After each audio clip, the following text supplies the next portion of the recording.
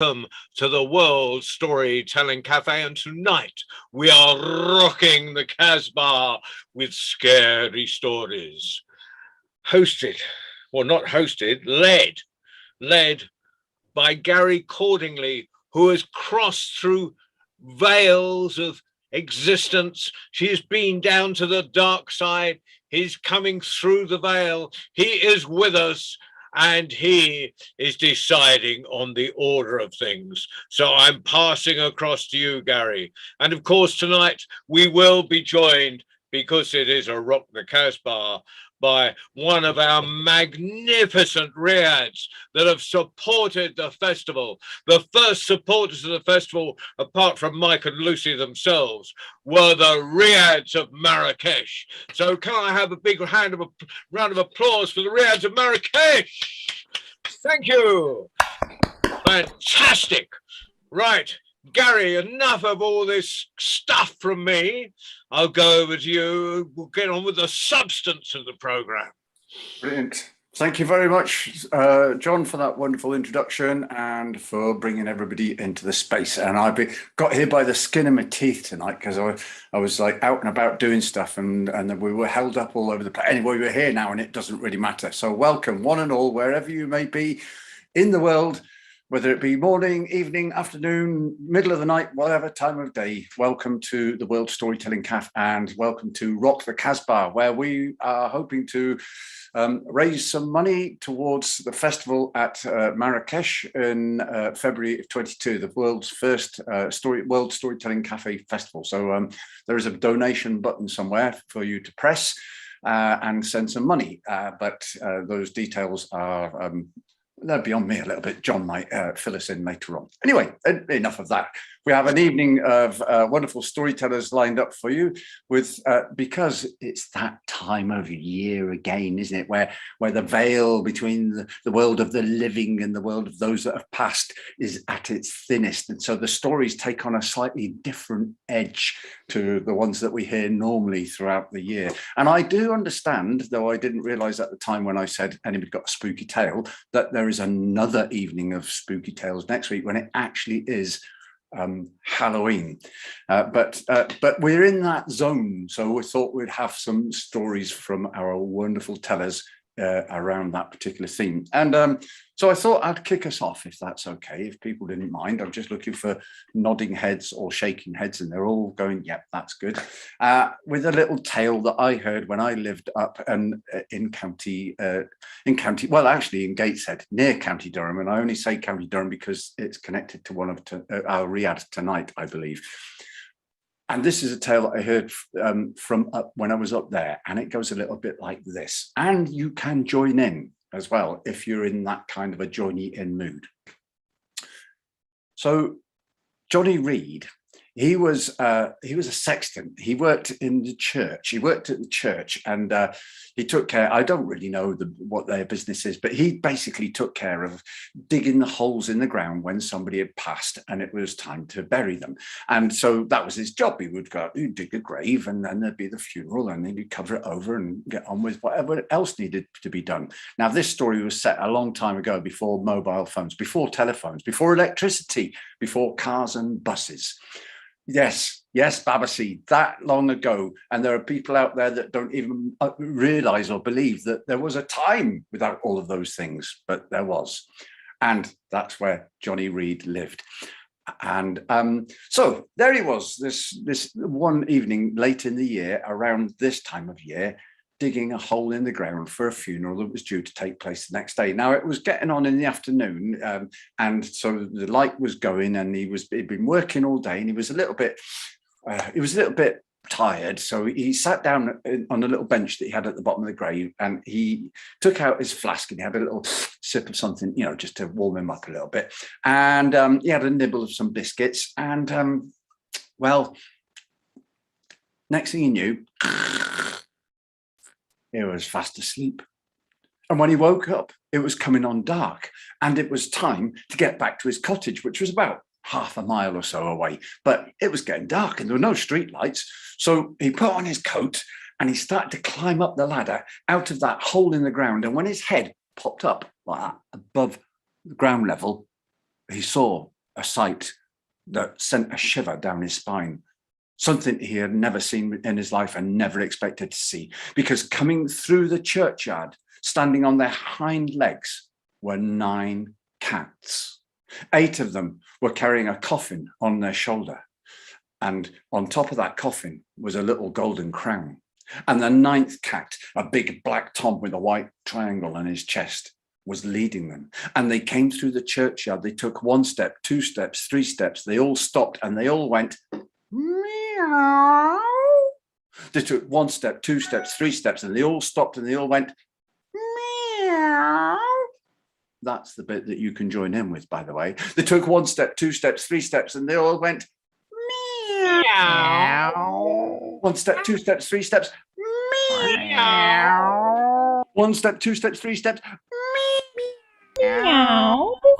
All the way through the churchyard, amongst the gravestones, until they came right up in front of Johnny Reed, who was hanging onto the ladder, his knees knocking because he had never seen such a sight in all of his life.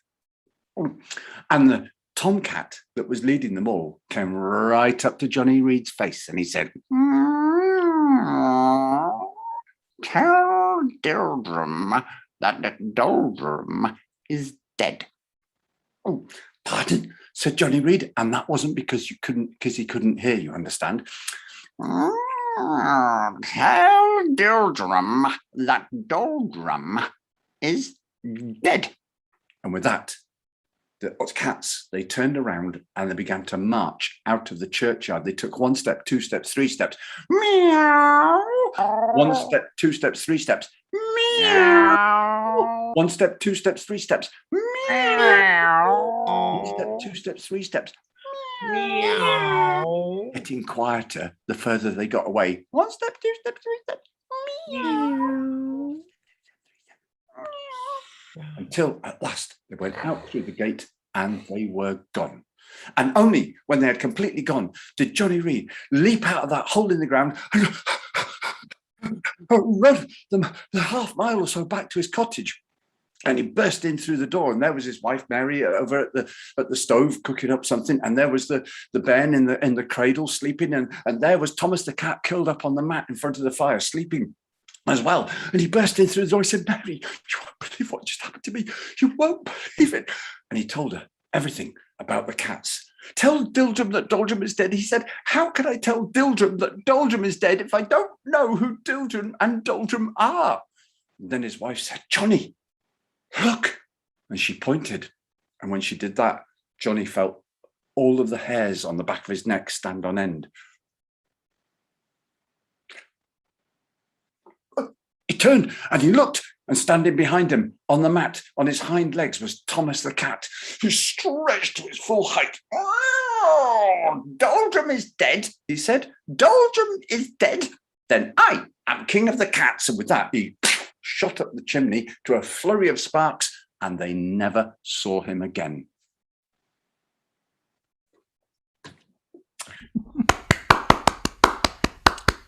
Thank you very much. I do enjoy telling that story. I'm looking for my pen. Great stuff. So that was just to get us going there. And so whose hand did I see go up first? I think it was David. David, I think your hand went up. Hello, Eleanor and friend who've just come into the room. We've just had one story. We're about to have our next story. So David from the US, if you could regale us with something lovely and spooky. Okay. At least 3 of you have heard this story since I told it at the last one that John Rust was hosting. And I'm going to go ahead and tell it. It's intense. I want you to know that if you have children around, it is intense. This is an African-American East Texas tale. It comes from the sharecropper culture. The sharecroppers, if you're not familiar, think 20th century feudalism. That's the best way to do it. And I tell it in accent and a bit of dialect. So you might want to hear, listen more closely. One thing I need to tell you is it has the character of the fiddler man. Now, the fiddler man comes and steals your children and you never see them again. This is the story of Hannah and the dog ghost. Oh, Lord, it was one of them days. It was so hot.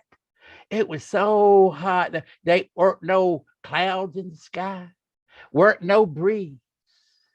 The sky was a blue white, and the sweat just sat there on your upper lip. It was hot. It was hot. Miss Hannah, you remember Miss Hannah? Her husband James was killed in that bad sawmill accident about 2 months ago. Horrible thing. But Miss Hannah had to take care of her baby. She had to take care of her baby James. And so she was out in the community garden, just hoeing away and wiping her face from the sweat. And she heard that the fiddler man was in the area.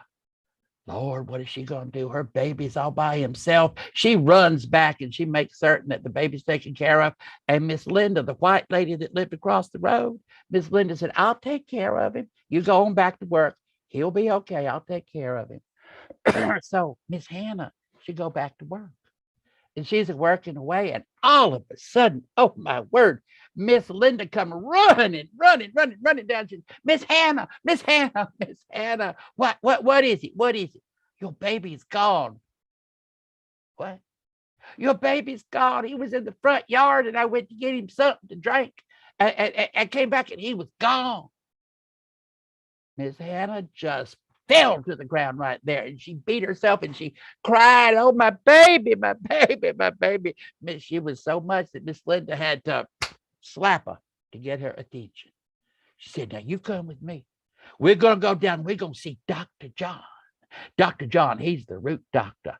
He'll tell you what to do. So they went down. Miss Linda took Miss Hannah down. They saw Dr. John. They told him what happened. Dr. John, he said, okay, this is what you do. You go and you get some High John the Conqueror wort for the power of God. You get some mimosa blossoms for the tears of the angels. And you go down to your husband's grave and you get some dust because you're going to need his strength. And you put it in a square of white cloth from a dress that ain't never going to be worn and it's got to be clean. Well, Miss Linda, she had one of those white dresses called wedding dresses in her hope chest. She's never going to get married. So she said, Miss Hannah, come with me. We'll do it. So they went and they got some High John the Conqueror wort for the love of God. They got some tears, some mimosa blossoms for the tears of the angels. And they got some dust off of James's grave. And Miss Hannah looked at that gravestone and she said, James, honey, I'm going to need your strength. We got to get my baby back. We got to get your baby back. We got to get him back from the fiddler man. So she scraped off some dust and they put it in that white cloth and they made a bag and they tied that bag up. Well, one thing Dr. John told them, he said, when you get that bag, you get yourself a satchel. And you put that bag in the satchel. You put your Bible in the satchel. You put something to eat and something to drink, and you just walk. You walk west. That's how you go. That's what Miss Hannah did. She got herself a satchel. She put that white bag in there. She put her Bible in there. She put something to eat and something to drink.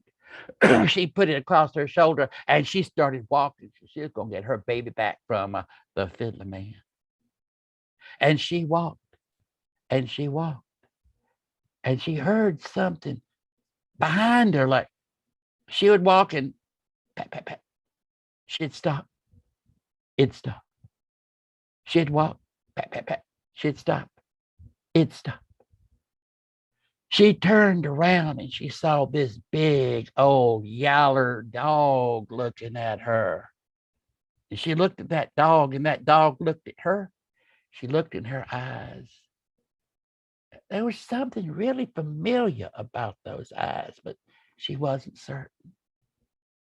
So she kept on walking and that yaller dog walked behind her. And when she sat down, that dog sat down. And when she had something to eat, she gave that dog something to eat. And when she had something to drink, She gave that dog something to drink. And when she took a nap, that dog sat there and guarded her. They kept on walking. And they got to that point, that point where you're going to step right over. And that's what Miss Hannah did. But dog did not follow. It just sat there and looked at her. Well, Miss Hannah turned and she walked on and she walked on, and everything was gray. Everything was just dead. And she comes to this big old ramshacklified 2-story house, a great clapboard. That might be where her baby is. So she walks on up and, hello, anybody to home? Anybody to the house? No answer. She walks up to those steps.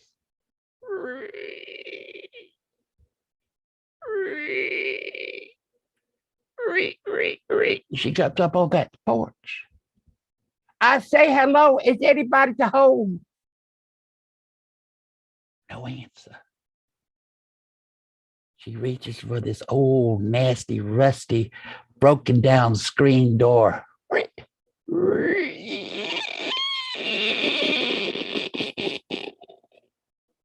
She steps in. The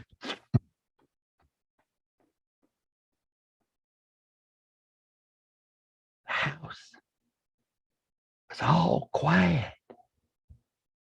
It was all gray. You could see the dust in the light coming through the window. She looked around and she saw a staircase going up on her right, and then she heard, Mama, where are you, Mama? Mama, come take me home. Mama, I want to go home. That was her baby. That was baby James. He was upstairs. And she went onto the landing. And she looked to her left, and there was a hallway. And in that hallway were 8 doors. Mama, please come get me. I want to go home. Mama, she said, I'm coming, baby. I'm coming. She tries that first door. Locked. The second, locked. Same all the way down until she gets to that last door. And you know it's always that last door.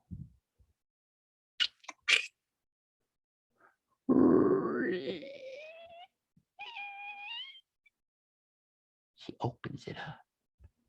It's an old dusty old room. And in that room is an old iron bed with a dirty old quilt on it. Dirty window, has some light coming through it. She looked around, Mama, come help me. And she saw a dresser, and that dresser had a mirror on it. She looked at it, and she saw her baby. She saw her baby inside the mirror. So she took out that white bag. She took out her Bible. She turned to the 23rd Psalm, and she started twirling that bag. The Lord is my shepherd. I shall not want. He maketh me to lie down beside the still waters. He leadeth me beside them, and he restores my soul. She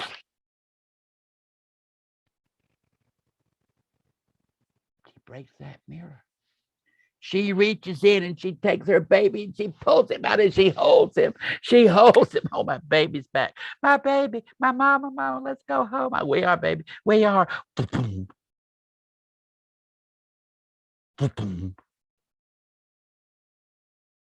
Footsteps downstairs.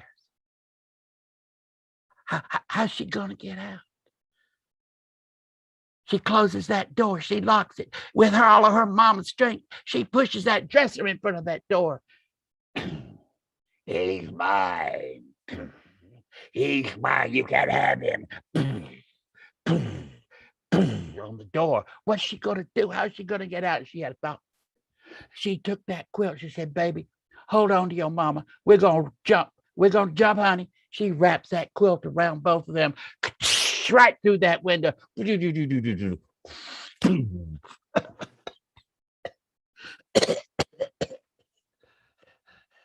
lands. He's right. You can have him. She unwraps that quilt. She said, honey, get on my back. We're going to run.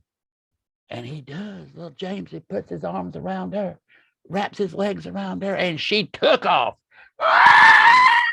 He's mine, I tell you, he's mine. Coming closer and closer and closer. And all of a sudden, she saw this yellow dog running at her, looked at her real quick and said, woman, you better leave. And the next thing is,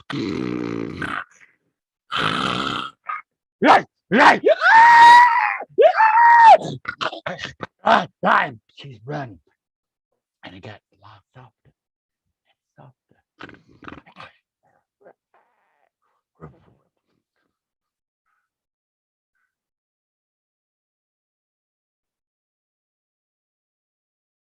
And on those nights, when the full moon done shine through the window, and Miss Hannah, she be holding her baby in her arms, and he's sleeping. And she's rocking back and forth, back and forth. She remembers what happened. And she thinks about those eyes. Those eyes were awfully familiar. Oh, and as for the fiddler man, he ain't been seen around them parts no more.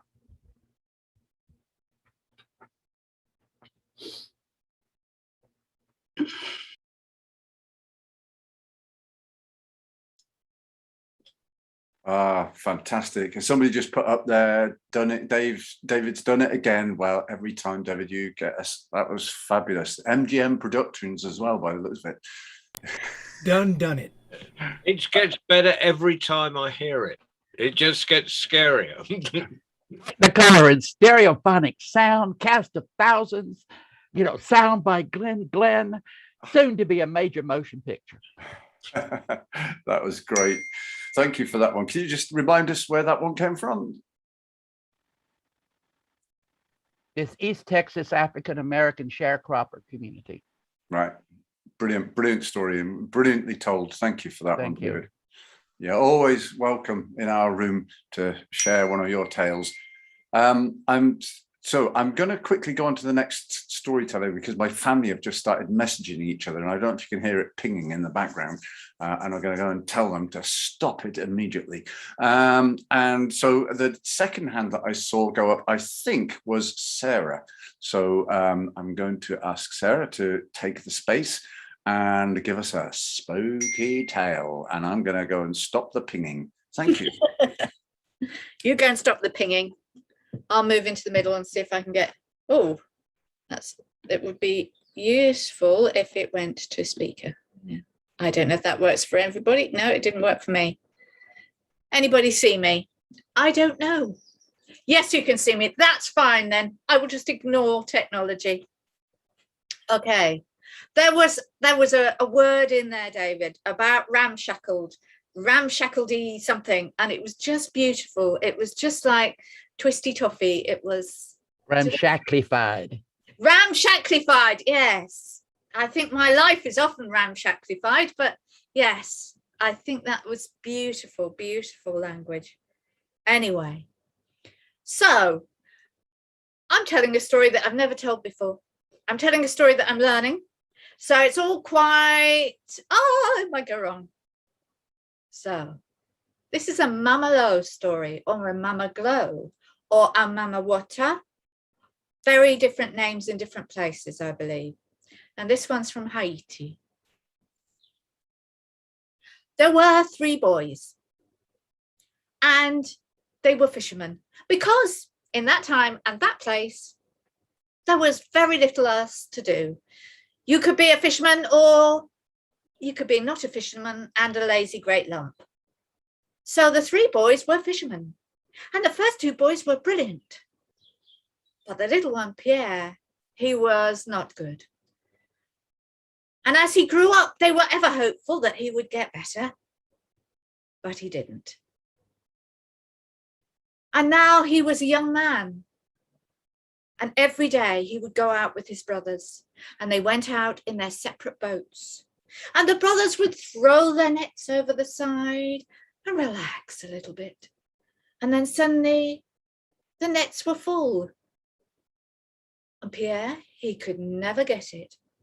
Why is my net never full? What happens to me so that that net never has any fish in it? And his brothers, of course, they laughed at him.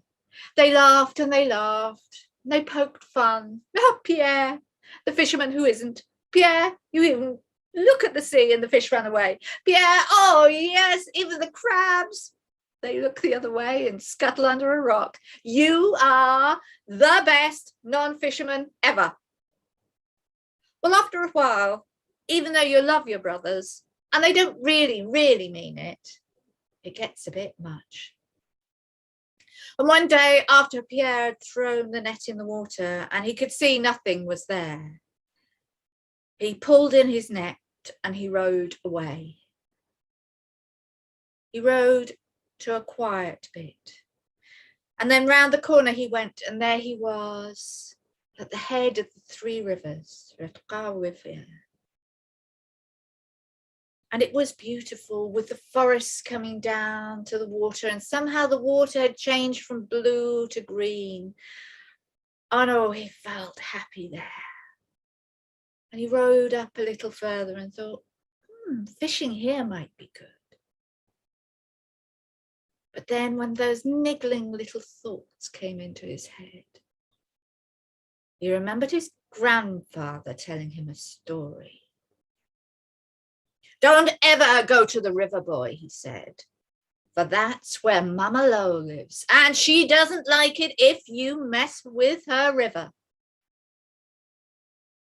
Now his grandfather had told him this brilliant story of how they had gone out to throw their rubbish in the middle of the river. They had gone out very late at night when there was very little moon, because they wanted to get rid of stuff. And they knew it wasn't good, but they thought nobody could see. They tipped everything gently over the side. And that's when they heard the first whip crack. And they looked. And then they saw the water was beginning to turn.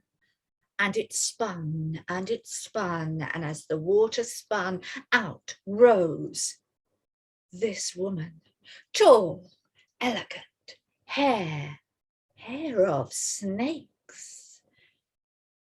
And if you looked at her, as soon as her waist came, it was scales. It was the long, winding tail of a serpent, a big snake. And she balanced there effortlessly in the water, and she opened her mouth and her sharp teeth looked out, and she said, "How dare you? How dare you try and put your rubbish in my water? I protect this land from people like you. Take your rubbish home." End of her tail whipped across the water, and she turned and span, and the water erupted round them, and their boats rolled and they fell out and splashed back to the side. Luckily, they all got home, because as we all know, fishermen are not the greatest swimmers.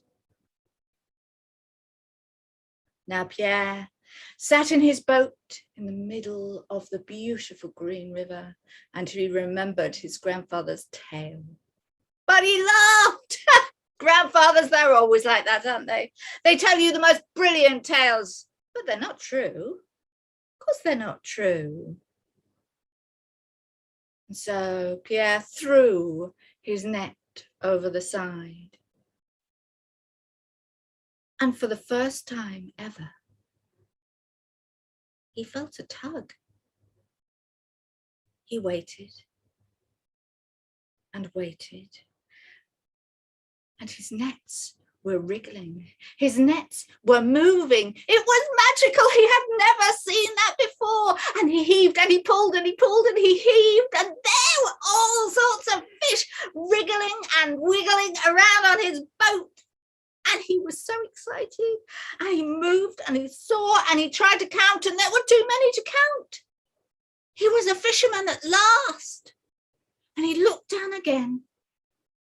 And there, in amongst all the shiny, shiny fish and the lobster and the crab, was something sparkling, something so special. It was a comb, gold with jewels round the edge. So elegant. And he checked. I know I'm alone, he thought, but he just checked. And there was nothing there. And he put the comb in his pocket. And he rode home. Well, you can imagine the entire family celebrated that night. The little one, the Pierre, he was now a grown man and he was a fisherman. And it was amazing. And they ate and celebrated. But late that night, in his own room, Pierre took out the comb. And he wasn't sure why, but he started to comb his hair. And as he combed his hair, whispers came into his head. And he placed the comb under his pillow and he slept.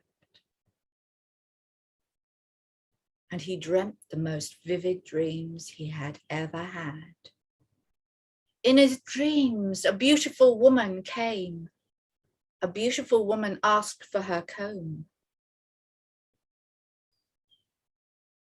When he woke in the morning, he was really unsettled. He hadn't had a good night's sleep, but he knew he had to do the fishing thing again. He slipped his hand under the pillow and took out the comb. And again, he combed his hair. He whispered where he should go, what he should look for. He put the comb in his pocket and off he went. Day after day, Pierre caught fish, sent by the whispers from the comb. But night after night, his dreams were interrupted by silky women asking for their comb. It was never the same. He was sure it was never the same. They were so vivid, so close. They never seemed to speak because their mouths never opened. And he stopped eating. He stopped looking glowing. He stopped feeling happy. But he didn't give up the comb. He kept combing, and now the comb told him where to find treasure. So this time he caught the fish, and then he found a bag of gold. And even that didn't stop his greed and his want. And he put the comb back under the pillow and he hid the gold under his bed. And another night of non-sleeping, of whispers in his head, of not being able to get away from the words, I want my comb, I want my comb, give me my comb, take my comb back to the sea, throw my comb in the sea, drop my comb in the sea. And he felt tortured, and his mother saw. Now his mother was a practical woman. He has not been able to fish, and suddenly he's able to fish. And suddenly, instead of being happy, he is now sad. There is something wrong. So she went into his room and she looked everywhere. Now she didn't find the comb because he had that, but she found the gold and she brought it out. And just as she was putting it on the bed, he walked in. Now he had held out against the women who wanted the comb, but he couldn't hold out against his mother. Very few people can, I hope. This is my theory on life and boys. Well, Pierre's mother got it out of him in an instant. And she was angry. You thought what your grandfather said was a joke? No. You have disturbed that thing from the deep. No good will come of it. Throw the comb back tonight. And she went on and on and on until he said, yes, yes, I will, I will, I will. So he went to the sea. And he took the comb. And he stood by the water, and something very sylph-like and beautiful appeared and reached for the comb, and he took it back. And he said, you're not Mama Lo. Where are your snakes? And she said, I am the handmaiden. Give me the comb. I come for the comb. I will come in your dreams again. But he snatched back the comb and he curled down and suddenly flung a net over the beautiful maiden with her long swishy tail. And he rolled the net round and he laughed and he giggled at what he had done. And she fought and she twisted and she turned and she spat. For now she was a black cat. And next she was a giant fish, and then she was the cat again. And then she was dark water dripping through the net. Then the water in front of him span and span, and the quick crack came, and there in front of him was Mama Lo. There she was with her teeth pointing down, with her hair all alive, with her long body and the long, long tail swinging round. How dare you, she said, you steal from me, and we request our comb. You don't give us our comb, or try and take my handmaiden. And with that, she wrapped her serpent's tail round and round and round Pierre, and the tail lifted him up and took him down, down, down under the sea. And as he went down, his body changed and his legs disappeared. And there was a tail. And I don't know if his head stayed the same, but he was certainly never seen again.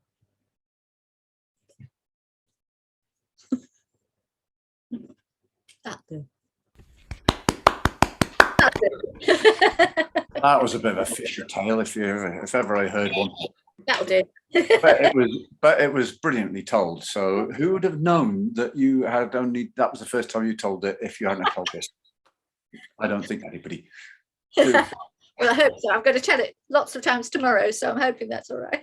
Yeah, do. No, brilliant. Thank you, Sarah. Thanks for that tale. Where did you say it came from? I keep forgetting. That's from Haiti, but Mama Lo comes from there. There's another one much more ghastly that I'm saving for another time. Okay. But they also, the originals come from Africa. So there's Mama Wata is in Africa, and she can be just as horrible as well. Right. There was something a little bit Medusa-ish about your. There is. Which is a coincidence because I'm about to take a show on the road called Medusa. So, you know. Yes. About the woman of the same name. So. Okay, well, thank you, Sarah. That's brilliant. Now we're going to have a little break from the stories now, and we're going to do our monthly visit to one of the riads. And so in order to do that, I'm going to hand you over to somebody who's much more expert in that field than me, and that would be Mike. The floor is yours, my friend. Thanks, Gary. Thank you very much. Everybody hear me okay? Brilliant. Well, I'm really delighted to welcome our great friends Rushy and Rochelle, who are, can you unmute yourselves, guys?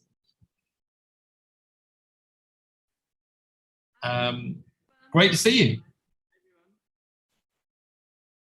I'm looking forward to looking up with Russia and Rochelle in Marrakesh in half term, which is only about 10 days ago.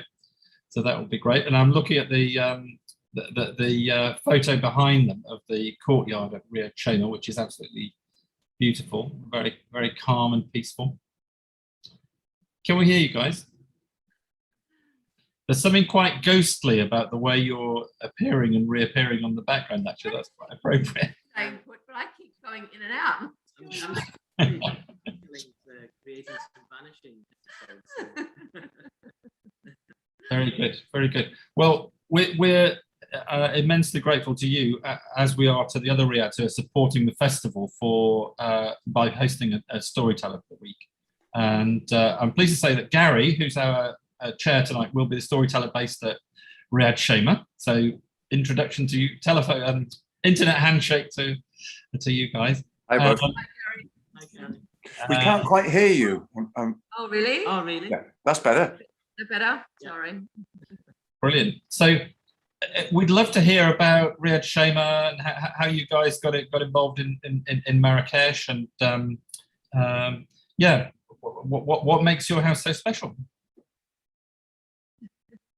Well, we had a maiden voyage to Marrakesh in 2006. Michelle and I had never been before, and it's always. You're a bit quiet, Rushy. Oh, really? Can you hear us now? I think you need to get closer to the microphone. Can you hear us now? Yeah. Can you hear us now? Is that any better? Yeah. Yeah. Brilliant. Sorry about that. So in 2006, Rochelle and I traveled to Marrakesh for the first time, and we absolutely loved the place. It was magical, it was very unique, it was different. The Medina was like going back in time, and we just loved the mystical, Medina, the souks, everything. Everywhere you turned was just something slightly different and exciting, and we really enjoyed that. And we really loved it, and to the extent that we decided to buy a riad, and then we decided to develop that riad into a boutique hotel, which we then opened up in 2010, and we've been welcoming guests ever since, and it's been really, really amazing. Marrakesh had such an effect on us. We actually deliberately missed our returning flight back to the UK so we could look at riads to purchase on that very first trip. So it did a number on us, you could say. Yeah, very magical. But no, it's been fantastic, and we've not really had that kind of anywhere else. It's very unique, and it's very infectious, and we'd love for everyone else to enjoy that mystery. That's brilliant. And I know that the team who look after the riad now have been with you since the beginning, and that it really is almost like an extended family, isn't it? Yeah, definitely. They are like our family. I mean, we've been busy all week purchasing things for their children, our employees' children, and gifts for the staff. And it is like going to visit our family whenever we do get out there. So absolutely, we've been lucky having the same team for so long. You know, they're great, and they really do look after our guests. So I always think that staying in a riad, because riads are relatively small, sort of 5 or 6 lovely bedrooms around a courtyard, and it is very like staying with friends, really, isn't it? Yeah, definitely. Yep. Yeah, and that's the thing that the guests really love is, the wealth of information that they get from the staff and having a chat with them. And, that's one of the main comments, isn't it? It's the staff. So, yeah, they're invaluable. Right. So, could I ask Ali, please, to put some of the pictures of Riad Chayma on the screen, if you could screen share for us. Are you there, Ali? Yeah, hi, sir. Thank you.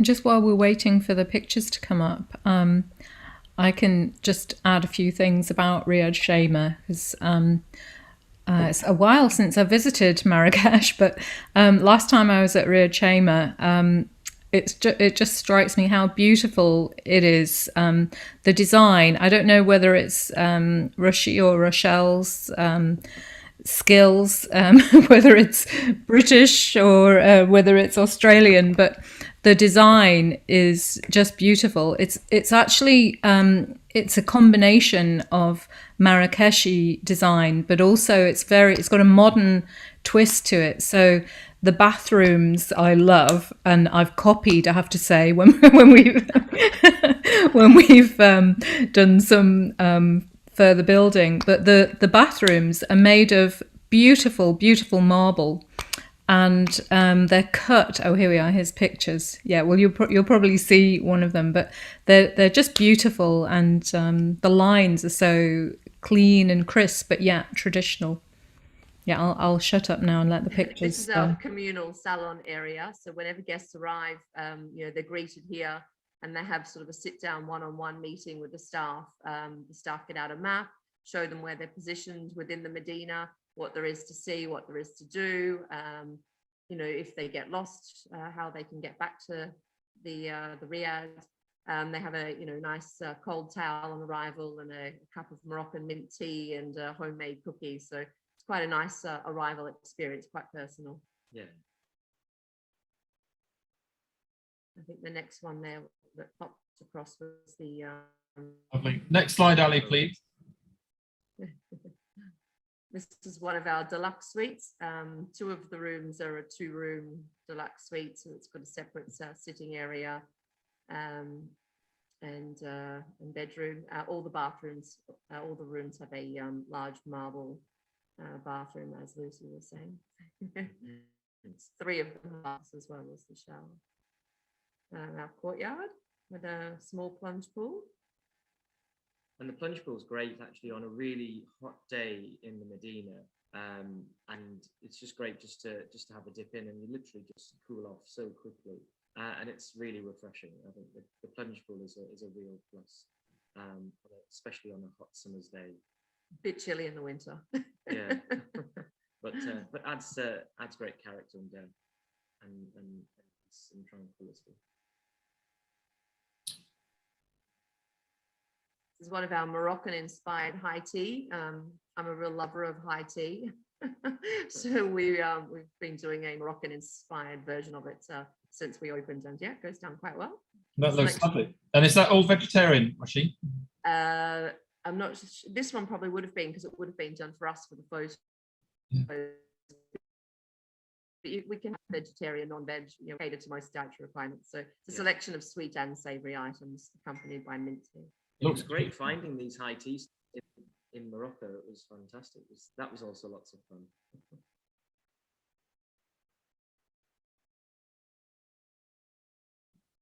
Just the part of the roof terrace. Beautiful place. So all of our meals are served on the terrace, weather permitting as well. Breakfast, lunch and dinner on request. Great place to relax. Yeah. Looks slightly different to when that photo was taken. Transport me there. I know.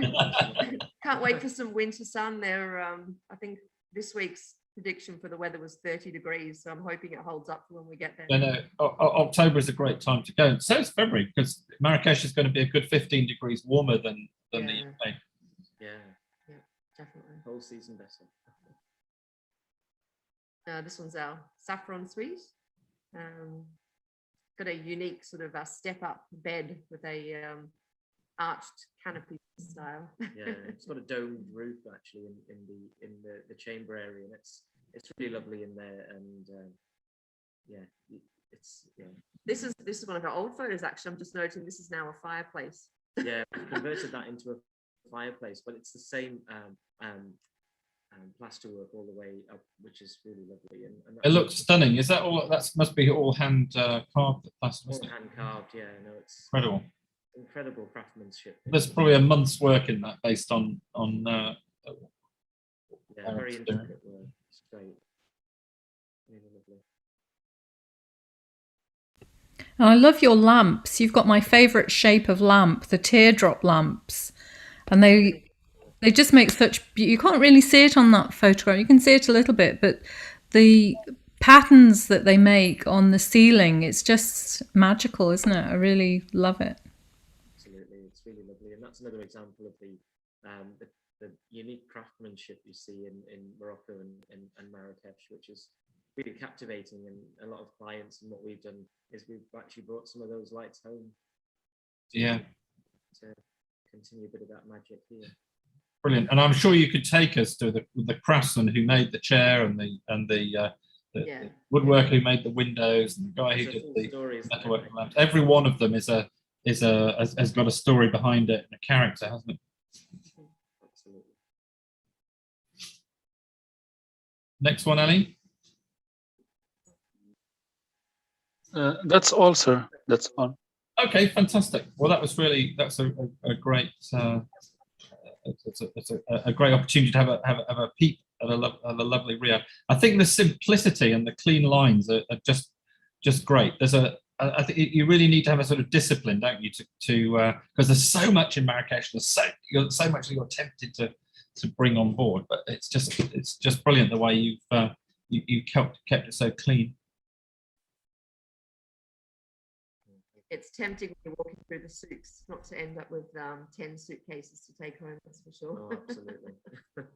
And not to fill the riad with too much. Absolutely. And all of our beds have got an extra layer on the mattress to make memory foam mattress to make it absolutely comfortable, and you know, so the sleep quality is amazing. And all the sheets, pillows, towels, duvets, we've taken them from the UK just to make sure that we've got everything to the kind of standard that we would love. And it's kind of an extension of your own home, isn't it, when you do a property like this, and you're able to really push the boundaries. And it's incredible what kind of things you can put into your checked baggage. We have 5 shower heads coming out with us next week, and bath taps and faucets and all sorts of things, because we find it difficult finding the style that we like in Marrakesh. It looks great. It looks great, and I can't wait to visit, to meet you and visit your riad. Will you be there? Not sure. If it coincides with half term, possibly. Yeah, we're in the February half term, so the 12th to the 20th of February. Oh, it's February half term. Ah, maybe. Yeah, we'll see how it all pans out. But yeah, no, that's great. Brilliant. Well, thank you so much. That was wonderful. Thank you very much for having us. Thanks for having us. This It's lovely great. listening to the stories. Brilliant. Yeah, we can see Gary's smile just sort of getting broader as he looked at those pictures. And yeah, bring lots of friends, Gary. I've tried to, that's for sure. I'll be traveling on my own, I think, but I'll see if I can persuade others to come. That would be great. And just before we go on with the stories, I believe, are you from County Durham? Is that right? That's right. Yeah, we're currently in Durham, and yeah, no, it'll be interesting driving down to Gatwick on Saturday. Right. I'm Australian. I live in County Durham now. All right. I used to live in Gateshead, West Gateshead, so and do a lot of work around Durham and stuff back in the days. Anyway, that's when I told that to Mike, he said, well, I'm going to put you, I know exactly which riad to put you in. So there we are. Oh, fantastic. That's the connection. So yeah, I'm really excited and looking forward to the whole thing, but looking forward to staying in that wonderful looking riad as well. So great. The team will look after you well and truly. Absolutely. Brilliant. Thank you. Right. Well, we should have some more stories then. So Shane, I think you were going to tell us a tale this evening, were you not? Yep. Welcome aboard. It's nice to see you here. Thanks for on. Yeah, and like Sarah, it's one that I haven't told anybody. All right. And someone told it to me specially, which I'm chuffed about. So I heard it, and I've done a little bit of work on it, but not a lot. But it's kind of one that I think it's kind of gone in sort of quite well. So we'll see. And if I forget anything, I won't tell you.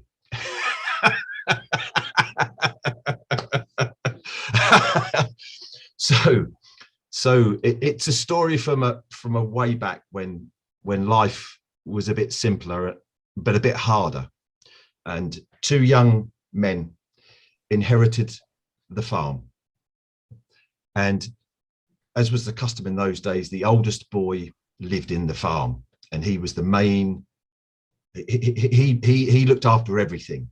And he was that good, was Alex, that he gave his young brother Archie a little job to do around the farm, mainly ditching and dry stone wall building in any kind of weather.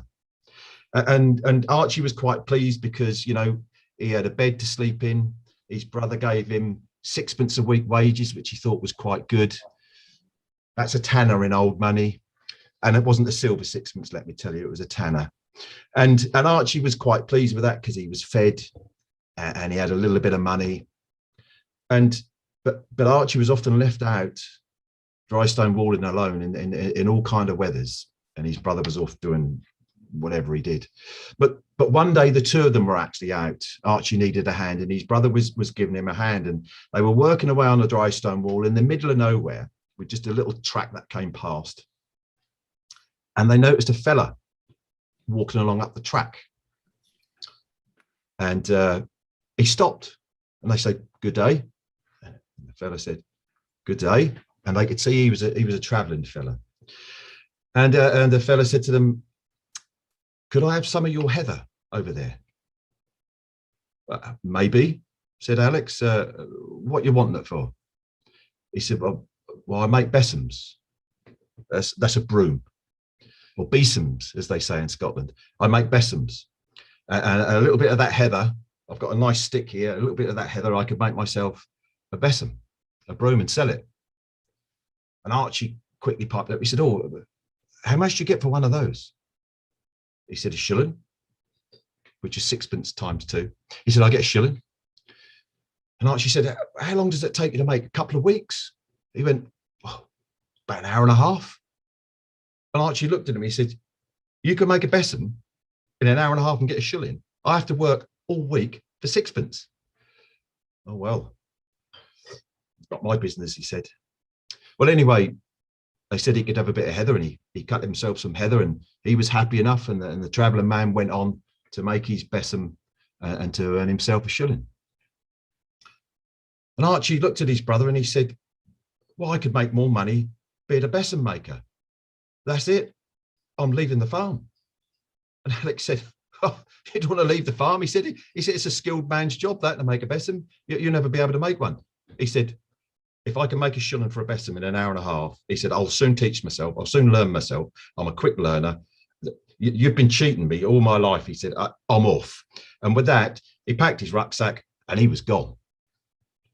Well, he's walking along the track, and he found an old branch of an old hazel. It was a little bit twisted. He thought, "That'll do." Carried on. Now, he knew a place where there was lots of birch trees growing, and he thought, "I'm going to make a besom out of some birch." Lots of those little black twiggy branches. He thought, I'm going to make a besom out of birch. So he gathered up a load, and he had some old copper wire in his pocket, and he gathered up a load, and he got it around that stick, and he kind of around the wire, and he kind of pulled it tight, you know, and he kind of looked at it. Well, it didn't quite look like the traveller's besom. It was much shorter, fatter in the head, scruffy, straggly. He thought, well, that'll do. Well, he carried on, and he walked, and he came across a house, and he knocked on the door. The person opened the door. It wasn't a squeaky door. They oiled this one. Oh, he's gone, David. They oiled this one, David. It wasn't a squeaky door. He opened the door. "Can I help you?" And Archie said, "Would you like to buy a besom?" Well, show me your besom," he said. And Archie showed him this besom. And the fella just laughed at him. "Call that a besom?" he said. "Look at the state of it. It's short, it's fat, it's all straggly." He said, "It's this." He said, Get away." He said, "You don't know what you're doing. Get off my land. Get off my land." And Archie thought, well, he carried on walking, got to another house. Cottages were quite spread apart. He got to another one. "Would you like to buy a besom?" And he put his besom up there. The person looked at it and said, my dear, you can't make a besom. I buy mine off a traveller man, and they last me a long time, and they're way better than what you can produce, young man. You need to put a bit more practice in, I'm afraid to say. Off you go, lad, he said. Off you go. I wish you all the best, but off you go. Well, Archie carried on walking, and he carried on walking, and he noticed a house up on a hill with a little wood around it, a little tiny sort of load of trees around it. He thought, I'll give that a try. I'll bet the traveller man hasn't been up there. It's too far to walk to sell something. So up he went. He knocked on the door. The door opened. Well, there was this little old lady there. She was as broad as she was tall, long grey, dusty hair, all wart on the end of her nose. Hello, young man. What have you got there? Have you got something for sale?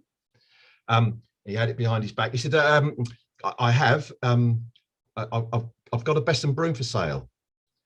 Well, bring it out front, she said. Let me have a look. Let me have a look.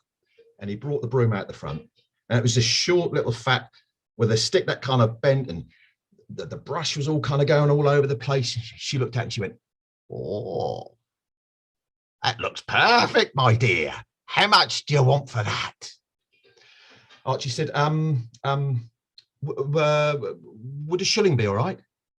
Oh, a shilling? I'll give you 2 shillings for that, she said. That's a perfect broom. And she gave him 2 shillings. And the old dear took the broom, and off Archie went with 2 shillings jangling away in his pocket. And Archie walks out the story at this stage. Well, the old dear, she thought, oh, now I can go. Now I can go. And she bent down to her little black cat and she stroked her black cat and said, we can go together, can't we? And she put on her long black dress and her pointy black hat. And she put those big old fat legs over that broom. Oh, come on, cat, she said, come on, come on. And the cat jumped on the broom. And she said a few words of magic, and suddenly that broom was whoosh, and it was hovering away there. And she said, broom, take me to the woods. And off that broom went whew, across the sky. And there she was, circling around the woods as she was coming down lower and lower. And in the wood was a witch's coven. They had a big fire going, a big black cast iron cauldron, and they were casting spells. And she came down, hello, my dears, hello, my dears. And the witches couldn't believe that she had found a broom that could carry her that far, and she joined them. What spell are we making, eh? And they said, well, we're making a spell to cast on all the villagers. What have you got? And she went into her little bag and she brought out leg of frog, tongue of toad, claw of dog, and in they went. And they stirred up that pot, they stirred up that pot. And the witches were talking to each other. How did she get a broom that could carry her all the way here? Where did she get that broom from? And they couldn't believe she'd missed the witch's coven for several years because she didn't have the right kind of broom to get her there. Well, anyway, she waited until they'd all finished casting their spells. And then one by one, while the witches were all bent over the cauldron, that little witch, she went around and she picked up their besoms and she threw them in the trees.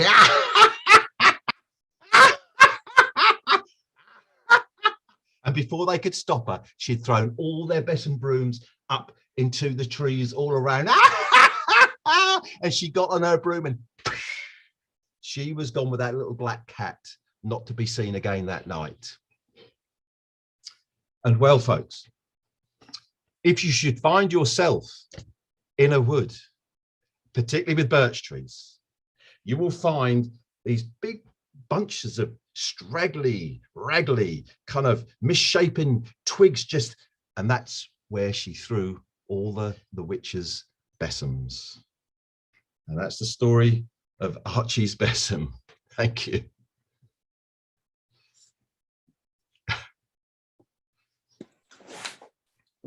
Well, that was very entertaining, Shane. Thank you very much. I love your witch. Yeah, I'm working on that witch's voice. Yes. Oh yeah, well, I know. As a first time telling, that was very good, and you'll find her voice at some point. I'm sure. It made me think of a little when I first started like messing around with stories, and I just put a little tongue twister together. So if you don't mind, I'll just throw it out there right now, and it goes a little bit like this. Because of the coven in the woods and everything. So.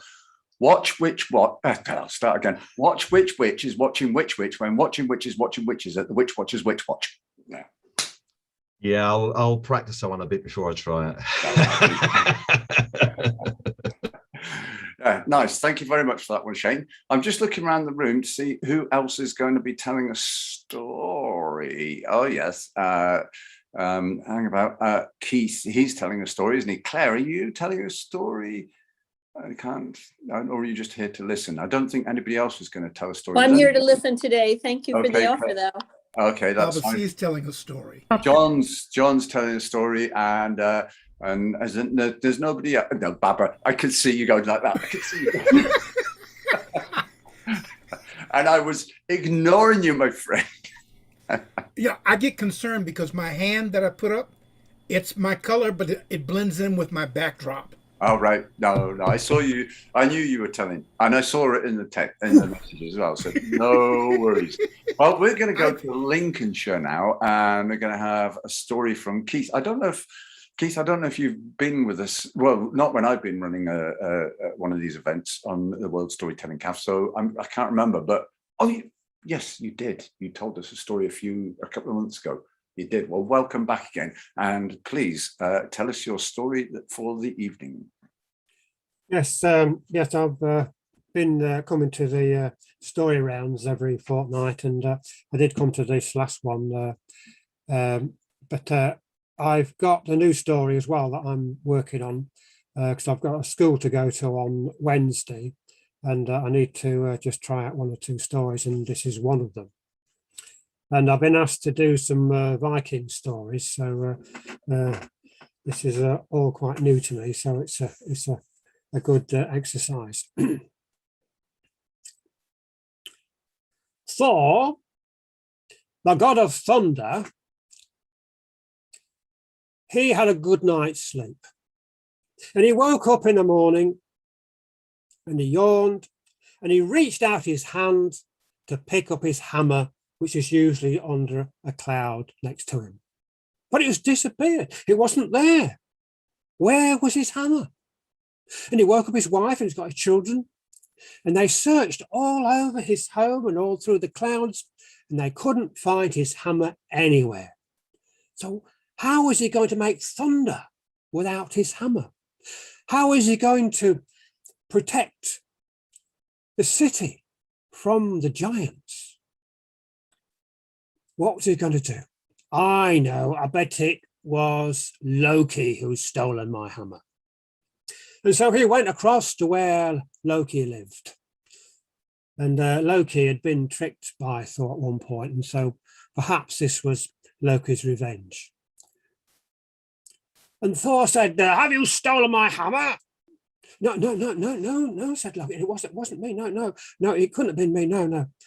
It was perhaps one of the giants that's just taken it away to Jotunheim. What can we do then? Well, I can go and try and find it and try and retrieve it for you if you wish. Oh, good. You do that for me. But Loki said, well, but I need the cloak of feathers, the falcon cloak that Freya has in order to fly there and disguise myself. All right, and so they went to see Freya, the beautiful princess. And after a little bit of discussion, she was able to lend Loki the cloak of feathers, the falcon cloak. And he put it over him and he flew off to Jotunheim. And he kept out of the way and he was listening. And there was the king, Thrym. And he was boasting about how he'd got this hammer and how he was going to attack Asgard in the future. But at the moment, he put it down and he hid it 8 fathoms below the sea in some caves. And Loki, he was very brave, and he went up to the king and said, I hear that you've stolen Thor's hammer, but you'd like it returned, please. Can I have it to take it back? Oh, no, said the king. No, you can't do it. The only way that you could have it back is if I can marry Freya, the beautiful princess that lives in Asgard. Not in Asgard, Riad, no. The place of the where the people live, where the gods live. Oh, said Loki. No. I mean, this beautiful princess, you can't marry her. That's the only way that Thor will get his hammer back, if I can marry her. And so Loki, he went back home to where the gods were, and he went to see Thor, and he said that I found where the hammer is, but the king wants to marry Freya in exchange for the hammer. Oh dear, says Thor. Well, we'll have to go and ask her. And Freya said that I cannot marry that ugly giant. Oh, no. But Loki said, well, you've got to marry him in 8 days' time. Oh, no. She went to her father Odin and said, look, please, I can't marry this ugly giant. But then one of the guards, the one with the golden teeth and was very clever, he said, what about disguising Thor as Freya? Dress him up as a bride, and he then can go to the king and pretend to marry him, but then retrieve the hammer. And Thor said, I can't dress up as a girl. I can't go in drag. I can't possibly do that. And Thor said, well, have you a better idea? And they talked about it and said, well, that's all they could do. And so they took one of Freya's dresses and they let it out somewhat, and they put it on Thor, and then some lace along his arms and some special boots that were enlarged for him. And they put a veil over his head, and you could just see his eyes through the veil, and covered his hair, which the golden hair, which they'd curled to make really nice, as a pretending to be a woman. And Loki, he volunteered to be the handmaiden. And so off they went into the kingdom of the giants, to the ice kingdom. And they arrived, and the king, he was so pleased to see his potential bride there. A bit larger than maybe expected, but there she was, all dressed in a beautiful wedding dress. And so they sat down for a meal in preparation for the wedding. There's a big bench, big table, and all this beautiful food and lovely food on the table. But over on the women's side, there was Thor. He was put with the women, and just a little tiny bit of food, just sort of a few delicacies, and thought, this is no good. And Thor reached over and he grabbed a big leg of ham, and he ate it down. And the king was amazed at this. Thor was amazed that his potential wife was eating so much. And then Thor, he saw a big tankard of ale, and he drank that down as well. And the king was so amazed that was this right? And Loki chimed up and said, well, your bride has starved herself for 8 days, and she's just looking forward to getting married. And so that's why she's eating so much. And that satisfied the king of the giants. And he was so impressed that he wanted to kiss her. And he went over to raise her veil, and he looked into her eyes and saw her eyes, or Thor's eyes, was red and large. And he thought, what's this? And Loki quickly, he spoke up and said, she's been not sleeping for 8 days and she's just waiting for your hand in marriage. And that satisfied the king. And so they sent for the hammer. The hammer was brought from 8 leagues below the sea in the caves and were brought on a purple cushion. And the custom was that the gift was put on the lap of the bride. And so the hammer was brought on this cushion and laid on the lap of the bride. And Thor looked down and he saw his hammer, and he reached down and he grabbed the hammer, he threw off his veil and he raised his hammer and he hit the king on the head, killing him instantly. And with the next blow of the hammer, he killed all the gods in the court, all the giants in the court. And with the next blow, he knocked down the castle that they were in. And then Thor and Loki returned to Asgard.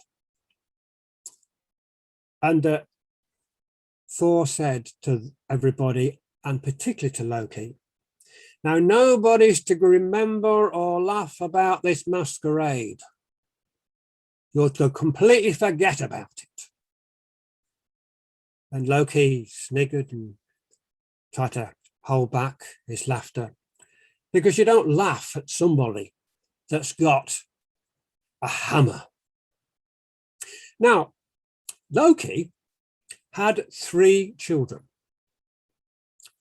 and the prophets had foretold that these 3 children were going to destroy Asgard and the 9 kingdoms.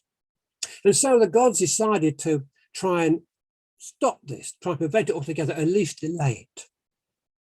And so they grabbed the first child, who was Hel, and threw her down into the underworld. She's the princess of death, out of the way. Then they took the second offspring, who was a serpent, and they threw him into the ocean. And he still lives there, his giant serpent that weaves around in the ocean around the islands of men.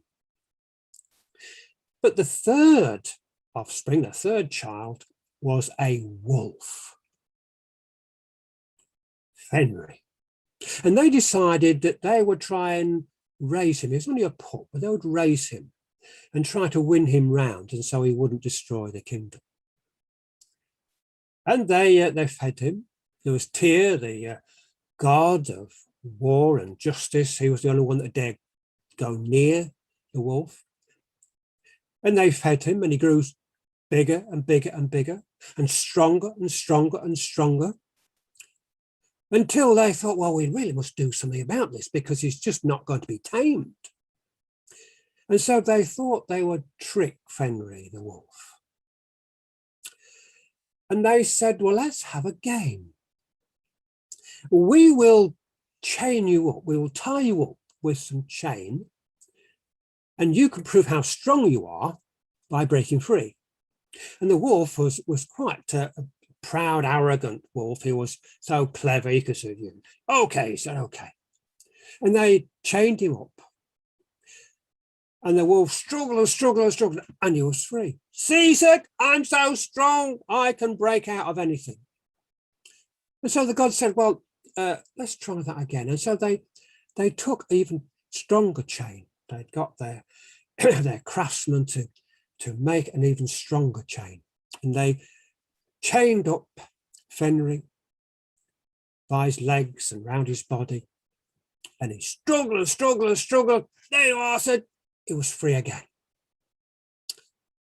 And so the gods said, well, we must do something more than this. And so they sent messengers to the dwarves. They were master craftsmen, and commissioned them to make a chain or a cord that would bind Fenrir that he couldn't break. And so the dwarves, they took the sound of cat's paws, and they took the roots of a mountain, and they killed a bear and stripped it and took the sinews of a bear, and they took the beard of a woman and the sound from a fish's mouth and the spittle from a bird, and they wove them all together to create this long, thin thread, thin as silk. And they presented it to the gods. And the gods, they took Fenrir the wolf to an island surrounded by water. And they said, we'll tie you up with this thread. And the wolf laughed at him. Ha ha, I can easily break out that thin thread. And the wolf thought a moment and thought, just wonder if this has been put together with trickery and magic.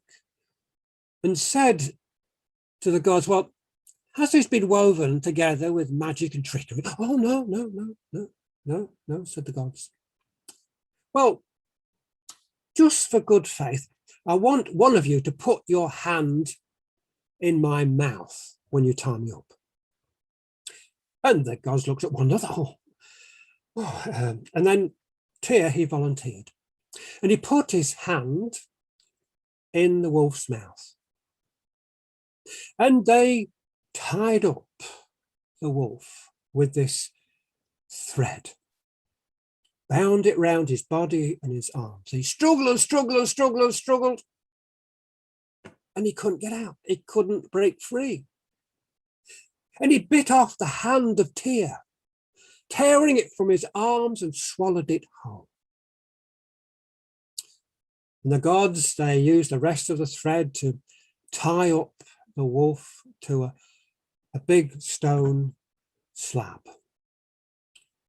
And there Fenrir spent years and years in misery, tied to that slab on the island.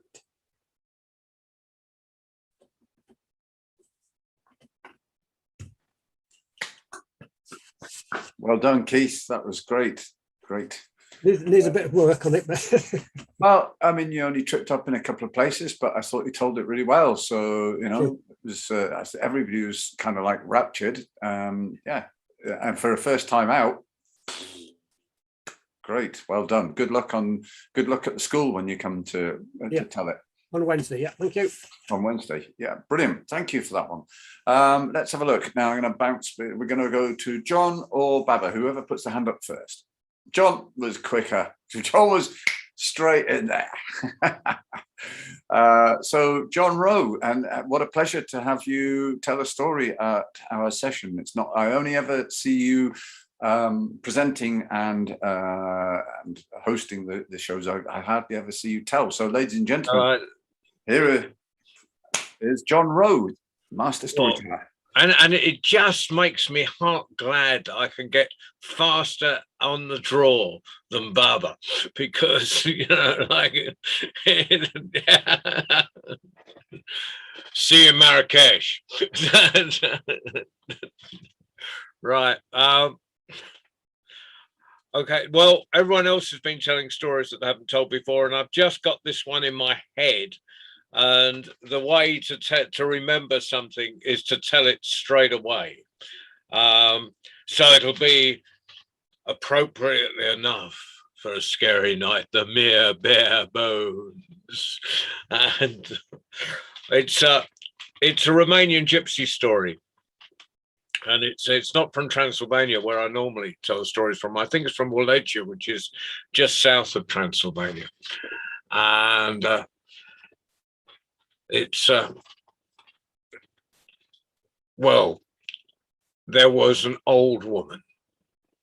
Inevitably, there's an old woman in the story, and in the village, she was in charge of getting things done, and so so she was getting a bee together, a clacker, which is when all the young girls of the village come in and they work communally on something. If there's some big task to be done, like sort of converting a riad, for instance, into a hotel, and so they're all working and working and working, and they work all day. And after they've finished work, there's drinking and there's music and there's love making. There's everything. It's just a good times in general. And so the first day passes, and the young men, knowing that this was going on, all came down to the bee.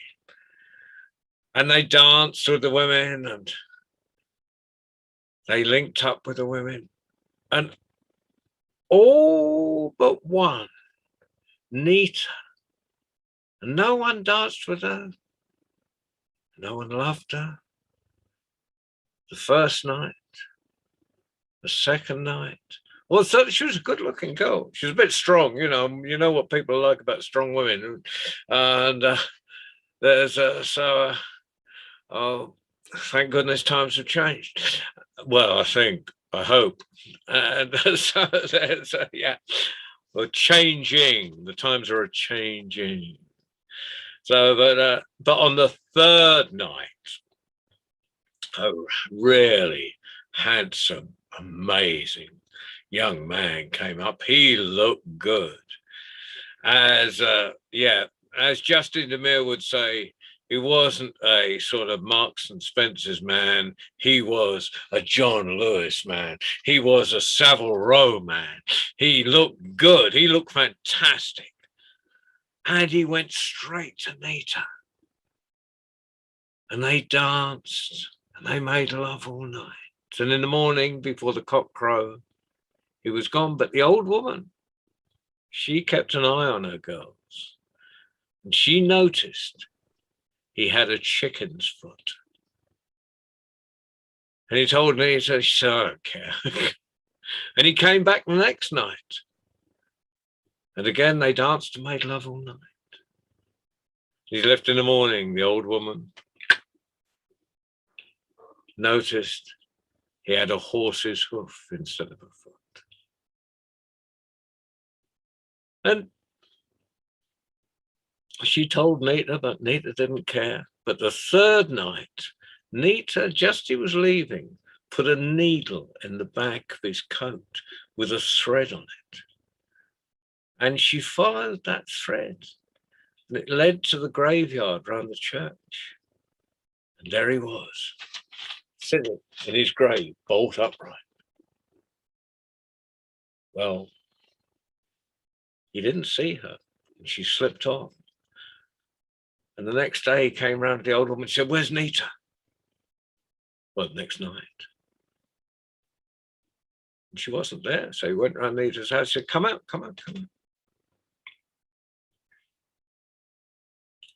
What did you see? Nothing, she said. Tell me or I'll kill your father. Still, she said nothing. And he killed her father. Tell me or I'll kill your mother. Still, she said nothing. And he killed her mother. He said, I'm coming back tomorrow.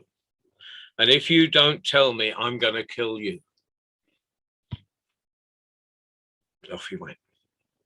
When Nita said to her servant, she said, I've got sheep and cows and oxen, you can have the lot. Because tomorrow, when you come to find me, I shall be dead.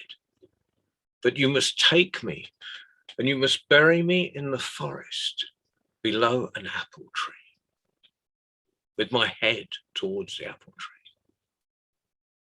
And sure enough, the next morning, Nita was dead. And the servants took her body and they put it through a hole in the wall and they took it into the forest and they buried it head by an apple tree, head towards the apple tree. Well, a few weeks later, there was a prince out hunting in the forest. He was hare coursing with his greyhounds. And they came across the grave, and out of the grave was the most beautiful flower. And the dogs were, the way that dogs do, they're just scrubbing and scratching away at the grave. And the prince sent his servants off to find them, and they found it, and they saw this beautiful flower, and they went to the prince, and they said, look, there's a flower like you've never seen before. It is the most beautiful flower we've ever seen in all our lives. You've got to come and see it, sir. Well, off he went, and of course he picked the flower, and that night he put it, when he went home, and he put it in a vase, and he went to sleep. Well, as soon as he was asleep, the flower leapt out of the vase, did a somersault, and turned back into that beautiful girl. And she went and she lay with him all night. She bit him a bit. And in the morning, she went back, did her somersault, put herself back in the vase as a beautiful flower. Well, the prince was ill. He was all aching, and his parents wondered what was wrong. They decided that night they'd hold a vigil around his bed. That next night, somersault, and she goes and she lays with him all night. He's feeling a bit better by the morning, but the parents have watched her, and they capture her. Well, the prince kind of liked the look of her. She couldn't turn back in a flower anymore. And so he became her bride. And they were happy. And eventually she had a young son. But the vampire heard about this. And he came to her and said, what did you see that night you came to the church? Nothing, she said. You don't tell me I'm going to kill your babe. Still she refused, so he killed her babe.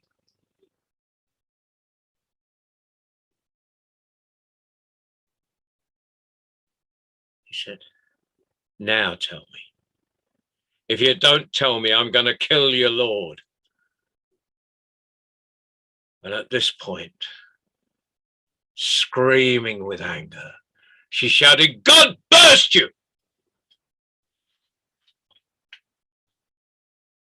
And the next morning, there was a pile of blood.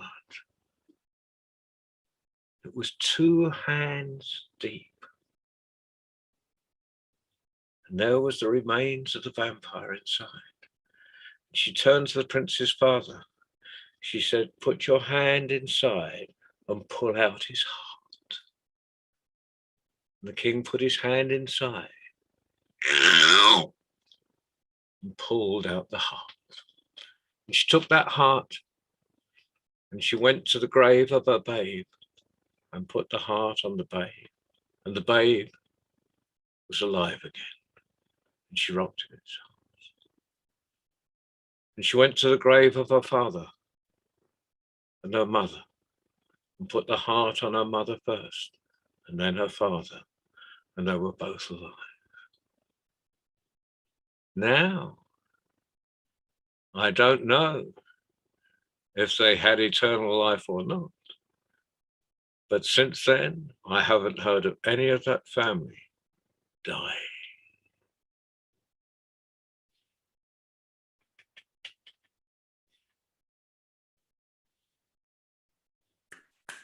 Another great tale. Thank you for that, John. I was well spooked by that one, and I hope that they took them out of the grave when they put the heart on top. You know, it didn't. But yeah. No, we can assume that people. Well, I was just making sure.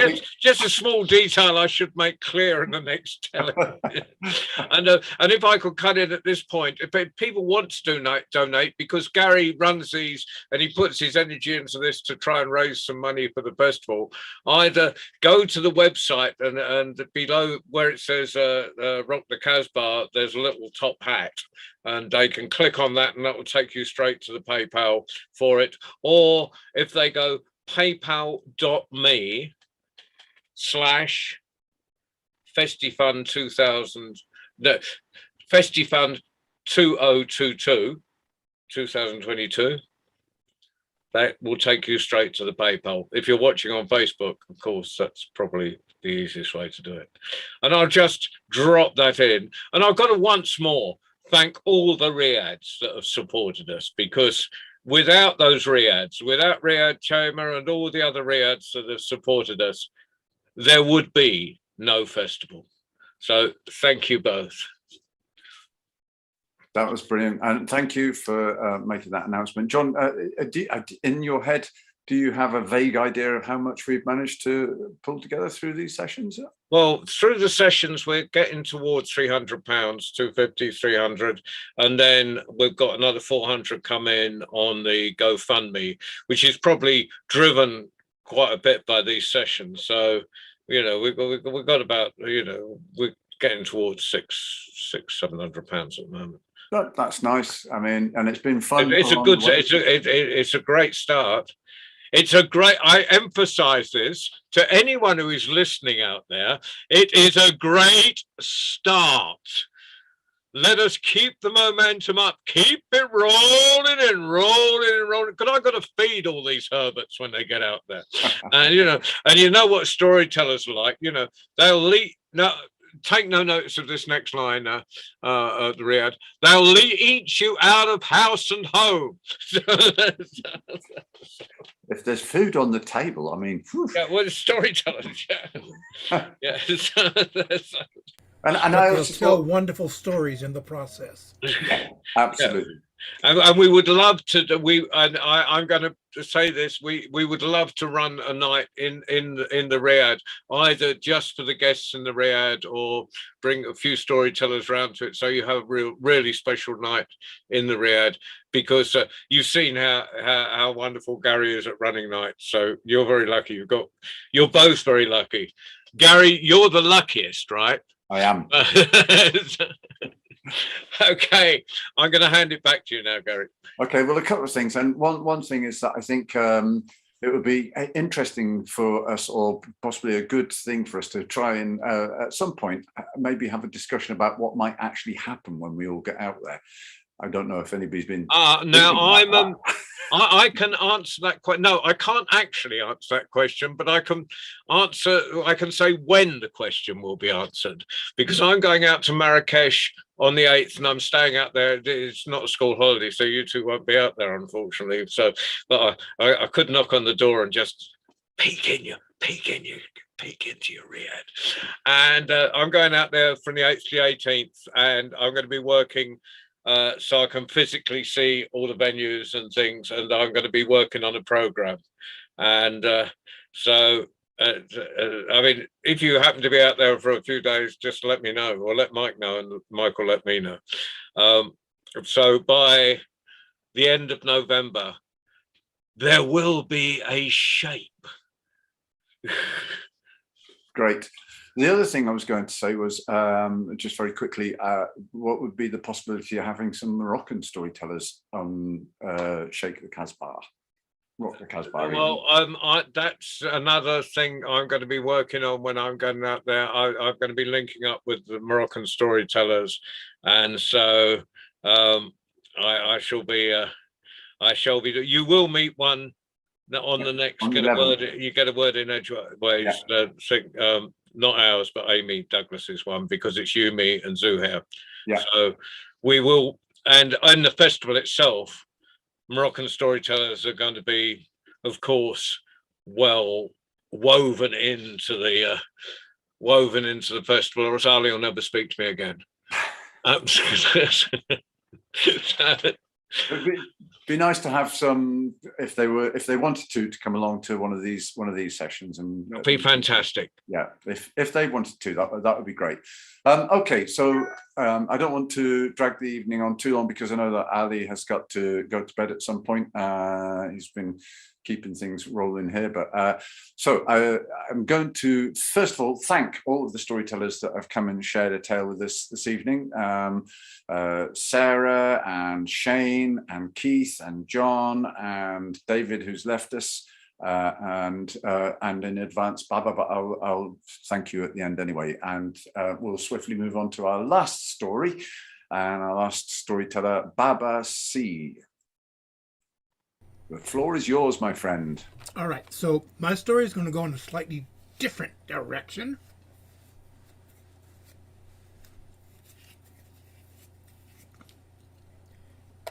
Trying to make myself look disheveled. But I left the shovel downstairs.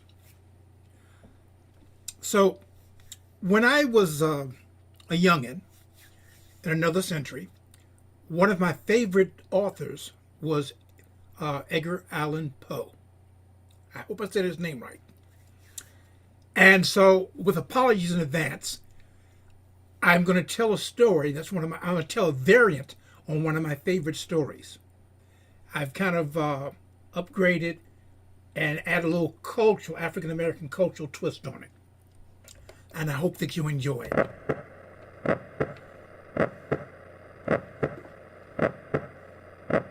I know the cameras are out there. I know you're watching me.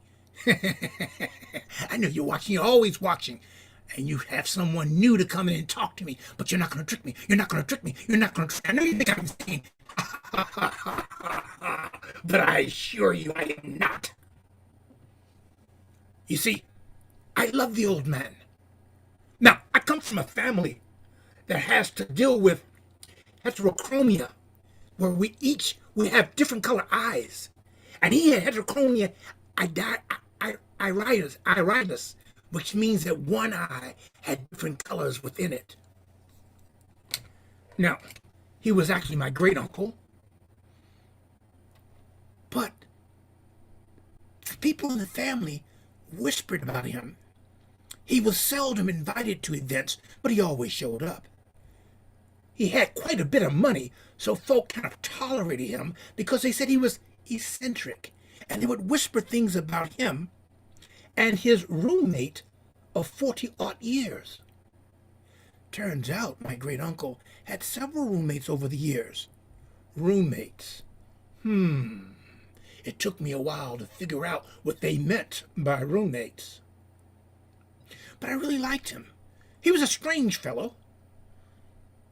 But underneath all of his strangeness and all of his money, he was really a nice fellow. Now, as I said, he was my great uncle, and he took ill. And when they discovered he had little to no money left, no one wanted to be bothered. But he sent me a letter. Actually, he sent me an email. He was old, but he wasn't stupid, and enticed me to come live with him in his manor. And so I did. Yes, I did.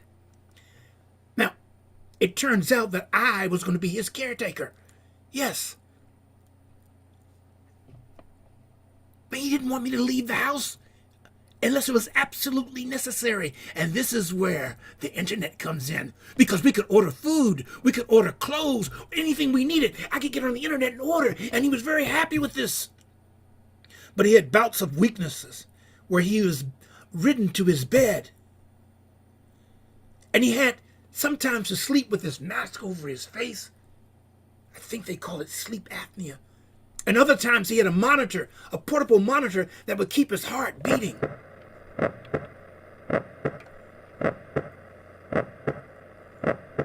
When he had to take to his bed, he did not want people in the house.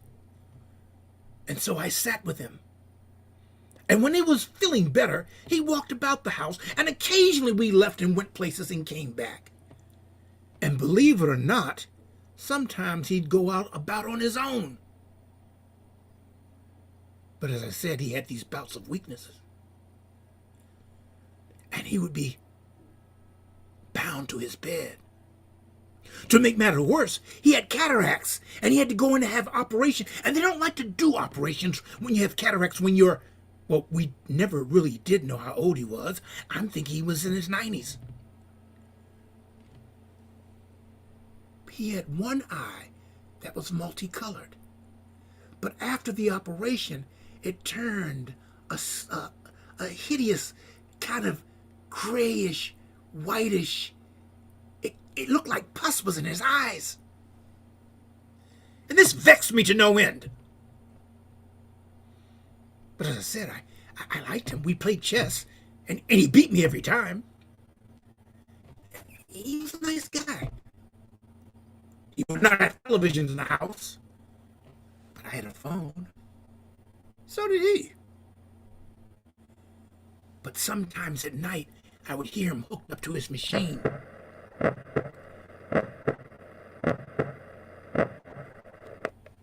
And I would quietly go in to check on the old man.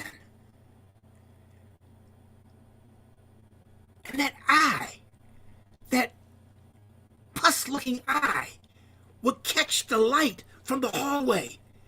And he looked like he was full of pus. It was horrible. It was horrible. Any other time, I could tolerate him. I even persuaded him to wear a patch when he walked about during the day. But at night, no. He laid in that bed, and one eye would be closed, and the other eye, the pestilent eye, would be open. And it was like he could see me, and he was walking and following me, and it vexed me to no end.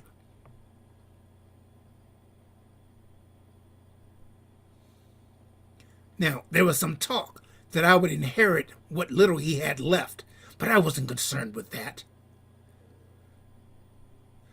You see, an old man from the old days who had a roommate for 40-odd years, that was a secret way of saying what we would now call gay. And we shared something in common. My family didn't like me for that. They didn't like him for that.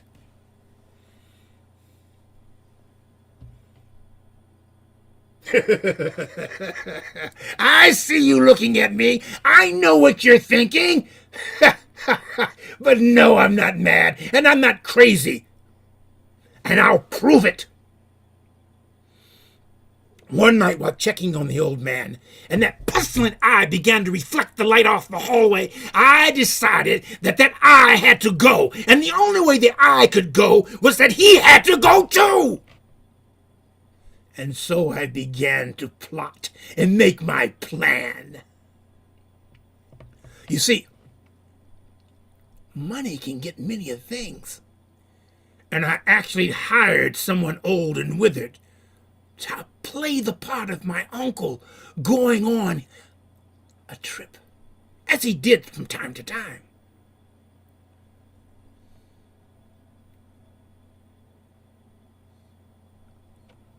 I know they're looking. I can hear them writing down notes. They think I'm crazy, but I'm not. Now, I could tell you that I poisoned him. I could tell you that I strangled him. But no.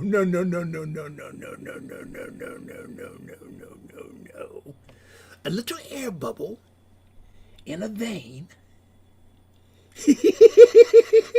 That's all it took.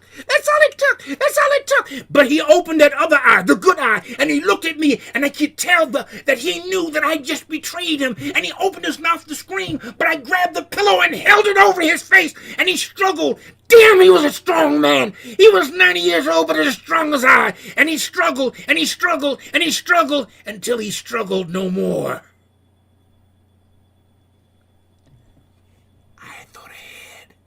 I knew how to get rid of the body, for you see, we were renovating the old mansion. And there was an old space between new and old flooring. As I said, money can buy many a thing. And I got one of those, I think they call them cadaver bags, the ones that can be sealed and zipped, and you can't smell anything as it decomposes. And I put them in 2 or 3 of those, and then I pulled up the planking from where they were laying down the new floor, and I put his body down in there, and I laid the planking back down. It looked good as new. But just to be sure, I put a throw rug over it and rearrange the furniture in the sitting room just a little bit. And I was feeling good. But no one would know because they all thought he had gone away.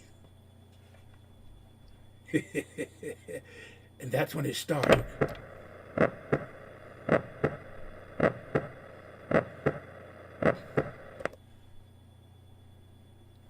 I searched the house. Maybe there's someone playing tricks on me.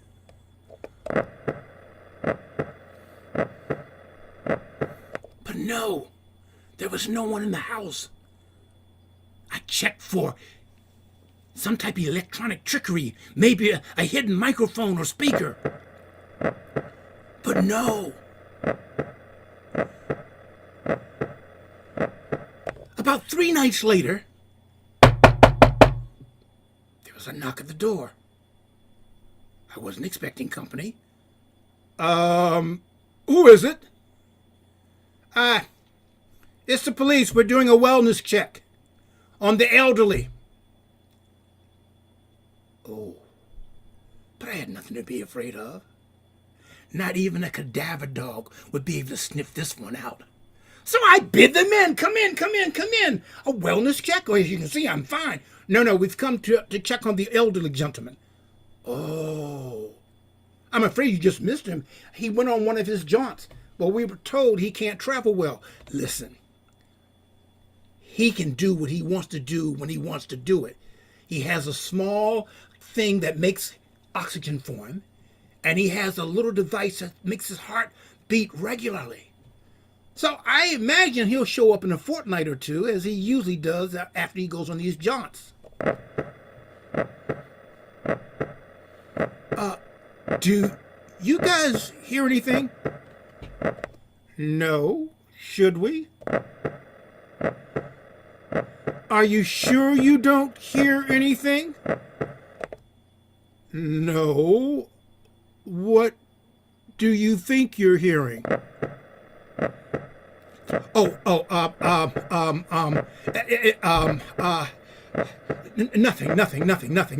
Nothing. Well, I'm glad you came by. But I think I'm going to turn in early tonight. You're acting a little strange. Don't you hear it? Hear what? And where did you say your uncle went? Oh, Lord, make it stop. Make it stop. Make it stop. Make it stop. I didn't. Well, we're going to need that information. This is a wellness check, and we have to make sure he's okay.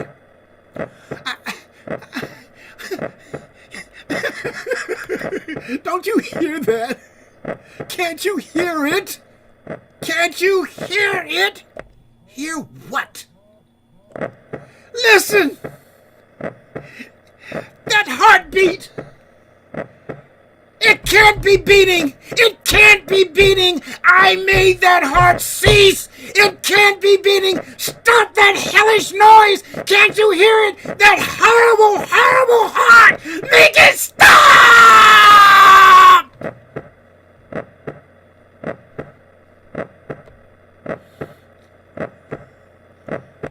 I'm afraid I lost it a bit there. I pulled back the rug, moved the furniture, and then pulled back the rug, and I pointed to the floorboards and pulled them up. And when they saw the bag, they figured out my deed.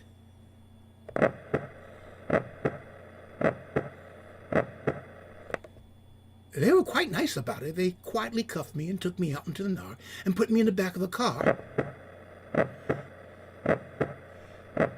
But the only thing I asked of them was to make the noise stop. To make the sound of that heart stop. Even now I can hear it. I can hear the incessant beating of that heart. Make it stop! But I'm quite sane. I assure you, I'm quite sane. A rather clever fellow myself.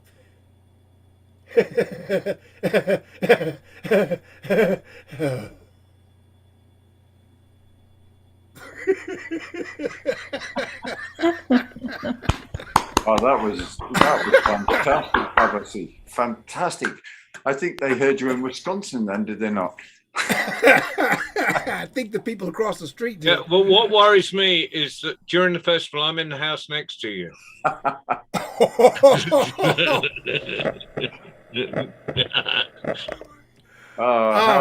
toned it down a little bit because I saw a little one coming in and out.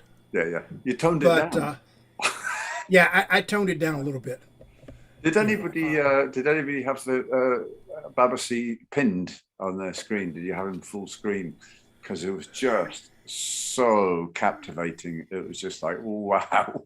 That was amazing, Babasi. Thank you for sharing that. He was one of my favorite. He and what was the other one who was kind of crazy? There was only one other one? Roald Dahl. Roald Dahl. Oh no, Roald Dahl. That'd be more. Yeah, he was crazy. But this one wrote the necromancer. People claimed that it was for real, but it wasn't. He and Poe would have been good buddies, and they also shared an affliction to drugs. But I can't remember his name right now. But Poe. I was reading him when I was in, I think, elementary and what we call junior high, middle school. But I love some of the earliest writing because they were very graphic, very descriptive. And anyhow, that's one of my favorite stories, and I hope I did it justice. Thank you, Claire. You did. Thank you, Shane. Justice. And it was brilliant. Yes, Lucy, toned down. Oh, Gary, thank you for running tonight. You've been, as usual, you've pulled off a fantastic thing. Thank you, Riad Chayma, for visiting us. Thank you, Mike, and Lucy for arranging this. Now the parish notices of what's coming up. Tuesday, 5 o'clock UK time, 5 p.m.